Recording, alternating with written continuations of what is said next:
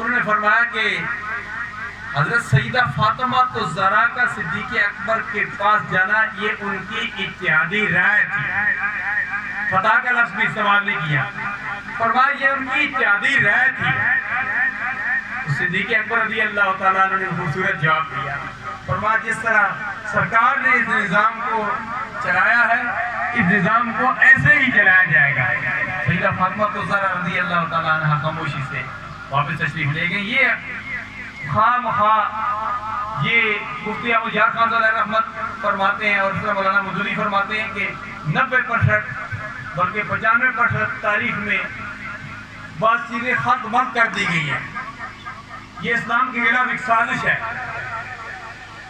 ایسی چیزیں داخل اسلامی تاریخ میں داخل کر دی گئی ہیں جس سے مسلمانوں کا شیرازہ بکھر جائے۔